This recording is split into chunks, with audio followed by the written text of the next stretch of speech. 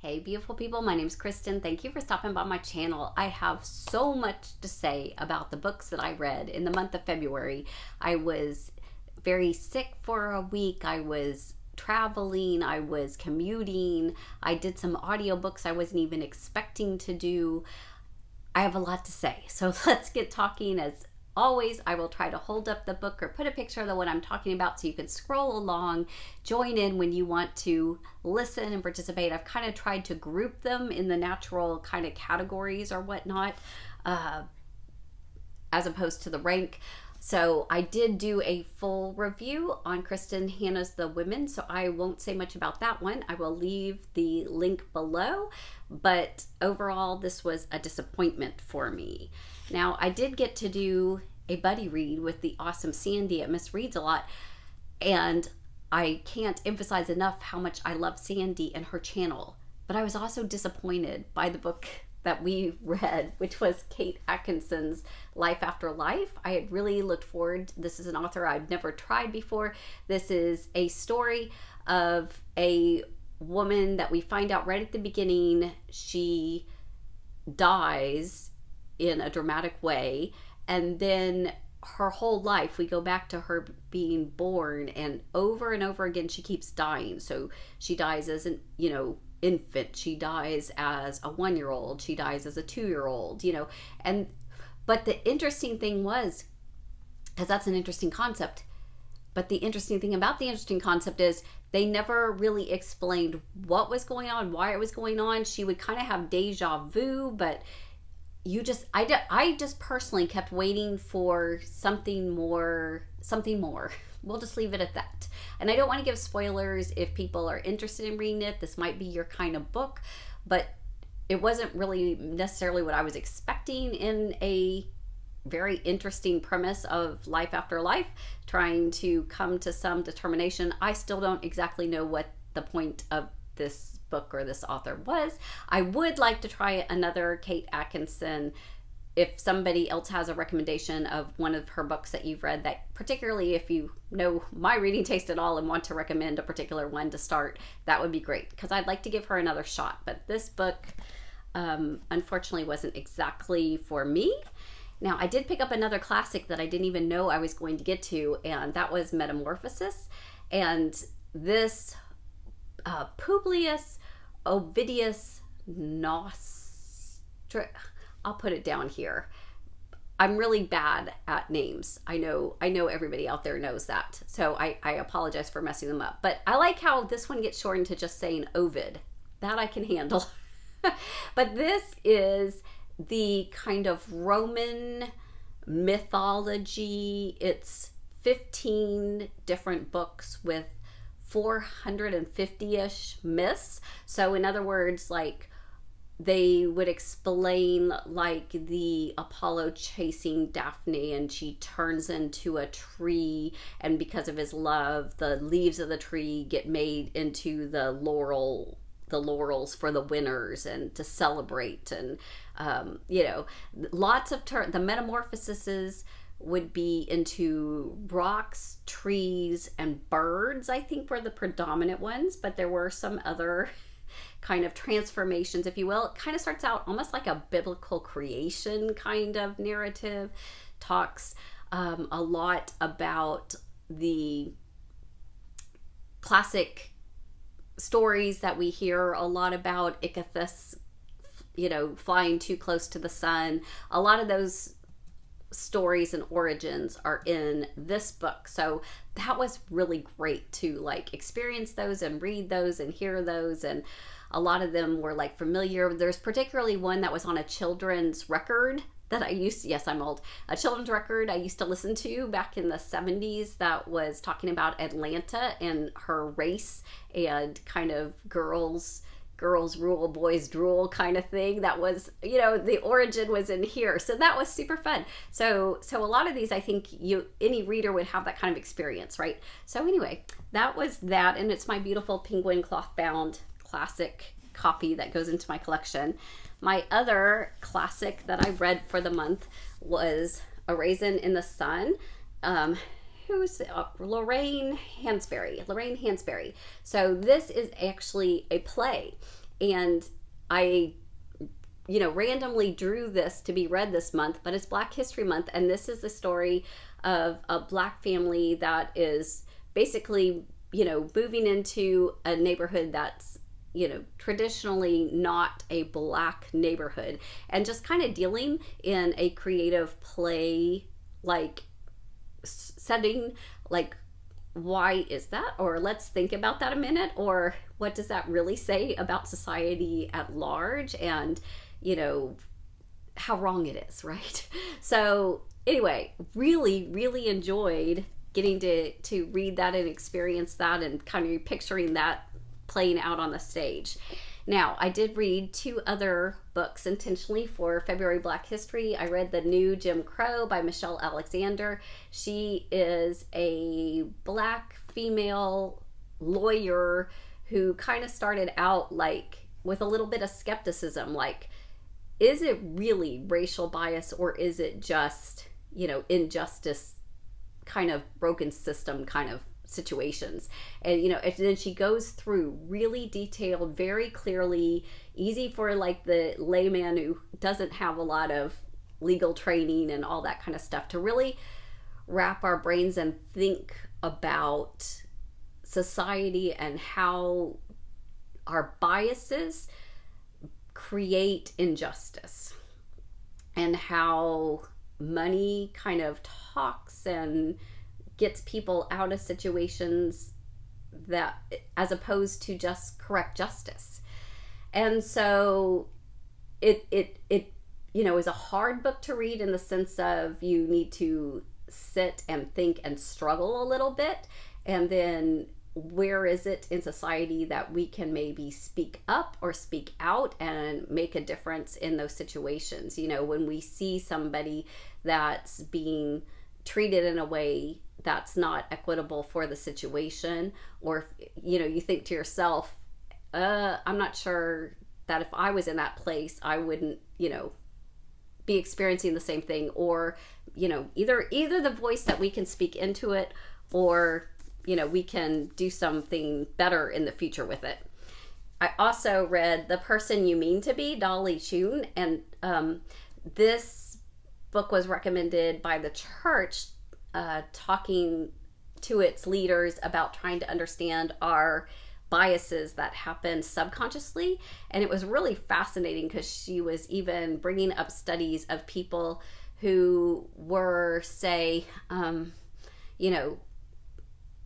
married to, like, a gay married woman who then tests these tests, and she actually is biased against homosexual women.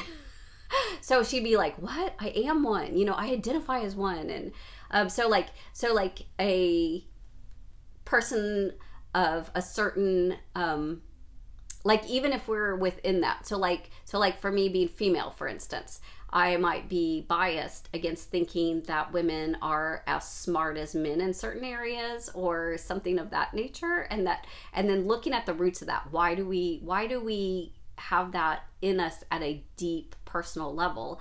And then how do we choose not to be in a place where we're worse off because of it? Because how much do we miss out on if we don't see the value that somebody has to offer?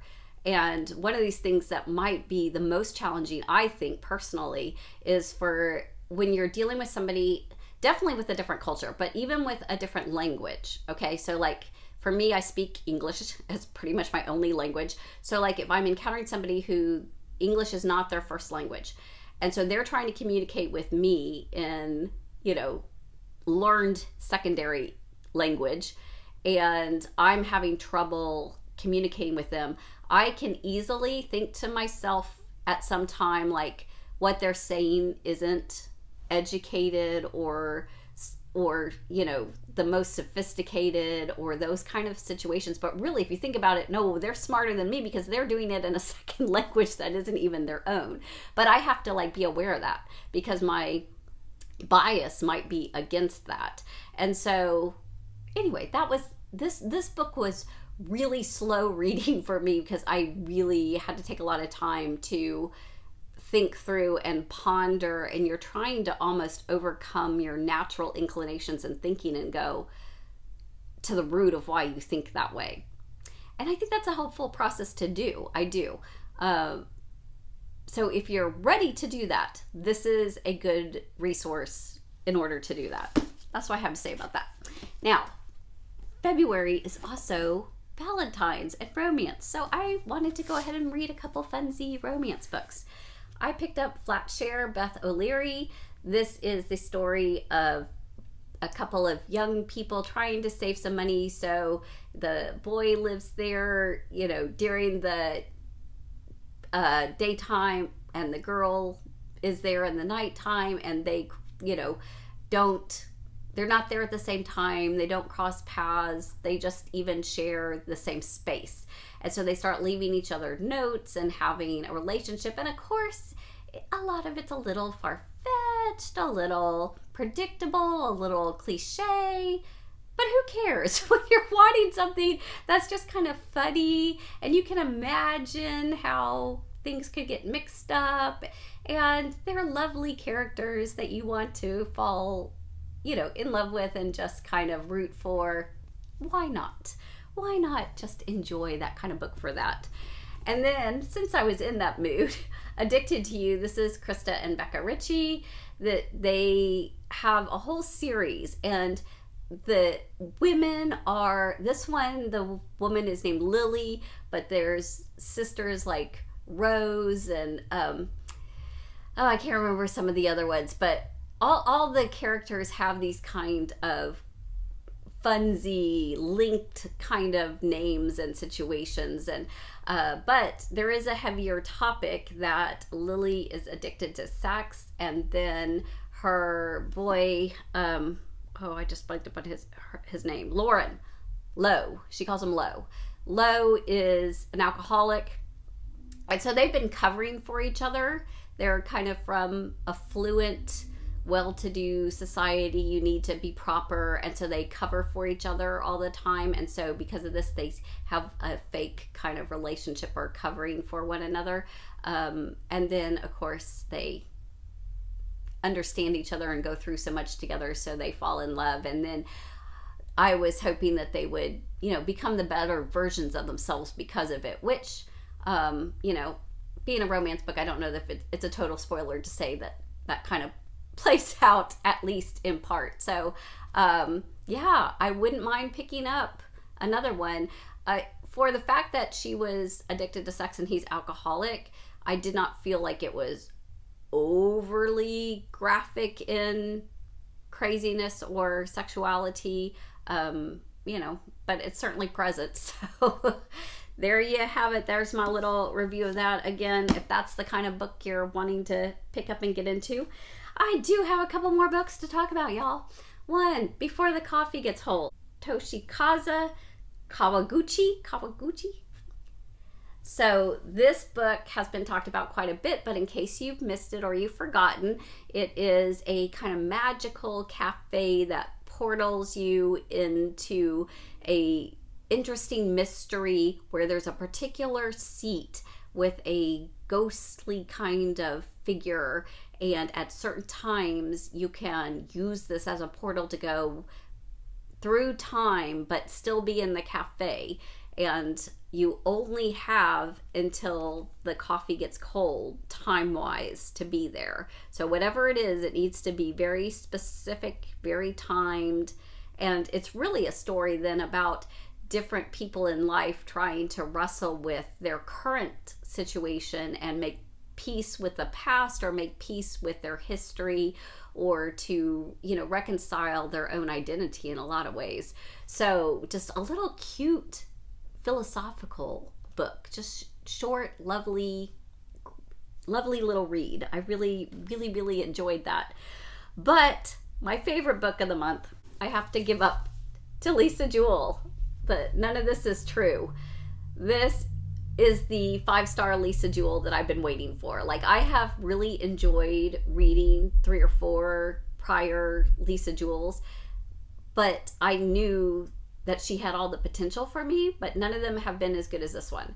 So this is basically a kind of podcast influencer, high profile woman who's looking to freshen up her show, and she's been interviewing like successful women and how they got there and their breakthroughs. But then there's a woman that basically comes and says, I'm about to change my life for, you know, the better and dramatic, and I am about to go big, and you'll want to document this kind of thing. But of course there's you know, just murders and mysteries and madness and crazy and family dramas and woo, all kinds of interesting twists and turns, and you're just like going